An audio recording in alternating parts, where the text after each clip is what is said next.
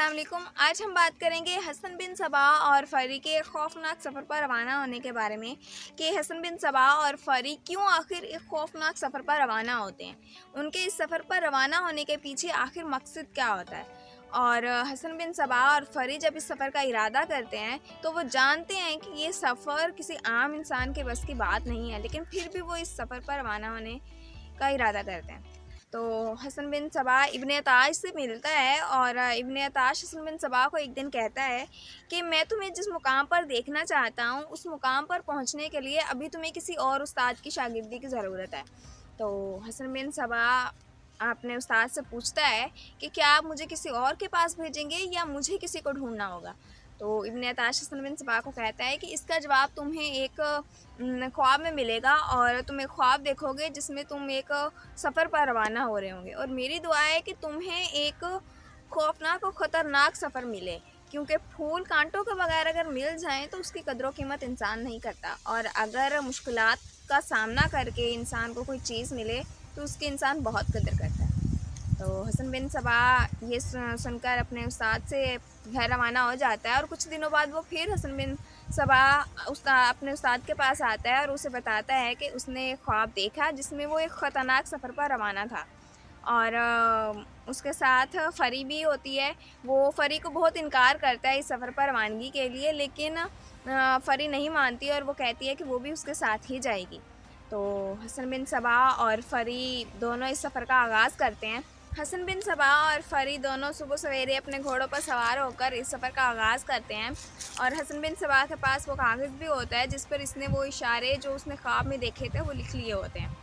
तो हसन बिन सबा और फ़री रवानगी के वक्त एक ऐसे रास्ते से गुज़रते हैं कि जो कि बहुत ख़तरनाक होता है, और ऐसे ही अगर ये कोई सीधा रास्ता होता तो हसन बिन सबा और फ़री बहुत दूर तक निकल चुके होते, लेकिन ये कोई सीधा रास्ता नहीं था। यहाँ पे बहुत सारे पहाड़, जंगलात, नदियाँ, मतलब बहुत सारी रुकावटें, मुश्किलात उनके सफ़र में थीं। तो रास्ते में एक ऐसा भी नदी आती है जिसका बहाव इतना तेज़ होता है कि मतलब वो जब उस नदी में उतरते हैं तो वो काफ़ी गहरी भी होती है, जिसकी वजह से हसन बिन सबा को वो जो पेज जिस पर उसने इशारे लिखे होते हैं वो ऊपर करना पड़ता है और फिर वो उस नदी में से गुज़रते हैं। और उसके बाद वो उस बहाव की तेज़ी की वजह से काफ़ी दूर जाकर किनारे पर चढ़ते हैं, और इस वजह से जब वो किनारे पर चढ़ते हैं तो हसन बिन सबा इशारों के समझकर दोबारा सफ़र का आगाज़ करता है। सफ़र के आगाज़ के बाद वो एक ऐसी खौफनाक और अजीबो-गरीब खित्ते पर पहुँचते हैं जो कि ज़मीन का खित्ता लगता ही नहीं है। वो एक मैदान होता है जिसमें सिर्फ़ चट्टानें चट्टानें होती हैं, और चट्टानें भी ऐसी कि नोकदार और चट्टानें अजीबो-गरीब शक्लों की होती हैं, जो कि बहुत खौफनाक और ख़तरनाक होती हैं, और जिसको आम इंसान देखकर तो ज़रूर मतलब एक बार तो उसके हवास बाख्ता हो जाते हैं। तो हसन बिन सबा और फ़री अपनी हिम्मत बनाए रखते हैं और वो सफ़र पर रवाना रहते हैं, और हसन बिन सबा और फ़री एक चट्टान से गुज़रते हैं जिसमें बर वक़्त एक ही इंसान गुज़र सकता है, क्योंकि रास्ता बहुत तंग होता है, और वो उन भूल-भुलैयों में ऐसे गुज़रते रहते हैं। तो उन्हें ऐसा लगता है कि जैसे एक ही जगह से वो बार-बार गुज़र रहे हैं। तो फ़री हसन बिन सबा को कहती है कि मुझे लगता है कि तुम रास्ता भूल गए हो। तो हसन बिन सबा कहता है कि नहीं, मैं ख्वाब में भी ऐसे ही इन भूल-भुलैयों में भटकता रहा था, तो तुम फ़िक्र नहीं करो, हम रास्ता हमें मिल जाएगा। वो दोनों अपने सफ़र का आगाज़ दोबारा से करते हैं और एक नई जगह से वो निकलते हैं। तो जैसे ही वो उन चट्टानों के दरमियान से गुज़रते हैं तो वहाँ पे हसन बिन सबा और फ़री दोनों के घोड़े रुक जाते हैं। एकदम से जब घोड़े रुक जाते हैं तो वो हसन बिन सबा और फ़री अपने घोड़ों को एड़ी लगाते हैं, लेकिन फिर भी वो आगे नहीं चलते। तो फ़री अचानक देखती है कि वहाँ पे एक काला सांप दिखाई देता है उनको। घोड़ों की ये नफ़्सियात होती है कि अगर वो सांप को देख लें या तो वो रुक जाते हैं और या तो पीछे को भागने लगते हैं। जैसे ही काला जो सांप था वो उनकी तरफ बढ़ रहा था तो घोड़े पीछे को तेज़ी से भागने लगे। हसन बिन सबा और फ़री दोनों अपने घोड़ों को काबू करने की कोशिश कर रहे थे, लेकिन उनसे घोड़े काबू नहीं हो रहे थे। हसन बिन सबा का घोड़ा काफ़ी आगे गुज़र गया था और जो फ़री थी वो पीछे रह गई थी। हसन बिन सबा बार-बार पीछे मुड़कर देख रहा था कि फ़री कहाँ है, लेकिन हसन बिन सबा ने अपने घोड़े को जब काबू में किया, थोड़ी दूर जाकर हसन बिन सबा ने अपने घोड़े को काबू में कर लिया था। लेकिन उसे फ़री का घोड़ा कहीं नज़र नहीं आ रहा था। वो वापस उन चट्टानों में गया तो उसने फ़री का घोड़ा देखा, लेकिन फ़री उस पर नहीं थी। हसन बिन सबा फ़री को बहुत आवाज़ें लगा रहा था और बहुत पुकार रहा था, लेकिन फ़री का कहीं पता नहीं लग रहा था। हसन बिन सबा ज़हन में ये सोच भी रहा था कि कहीं वो घोड़े से गिरकर उसके सर पर चोट लग गई होगी या बेहोश हो गई होगी। तो हसन बिन सबा बहुत परेशान हो गया था, वो अपने मकसद को भूल गया था। और तब हसन बिन सबा को याद आया कि जब उसका कोई साथी गुम जाए तो इब्ने अताश ने इस पर क्या अमल करने सिखाया था। तो हसन बिन सबा वही अमल करने लग जाता है। वो एक पत्थर पर बैठकर आंखें बंद कर वो अमल करता है और जब वो अमल करता है तो ऐसा महसूस होता है जैसे उसे फ़री की बिल्कुल परवाह ख़त्म हो चुकी होती है। जैसे या तो उसे फ़री मिल गई है या तो फ़री उसके दिल से उतर गई है, उसके दिल में ऐसा सुकून आ जाता है।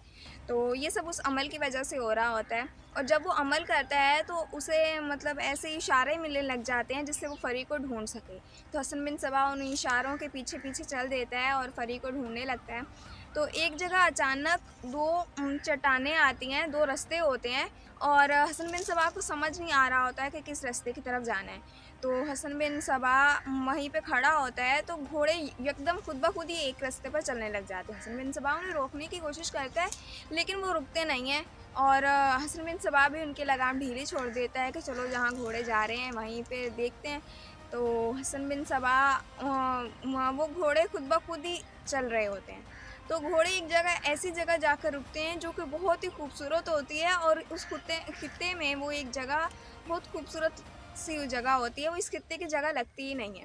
वे तेज़ी से पानी पीने लगते हैं। हसन बिन सबा को भी प्यास लगी होती है और वो भी पानी पीने के लिए जब झुकता है तो वो क्या देखता है कि उसके सामने एक साया जैसे खड़ा है।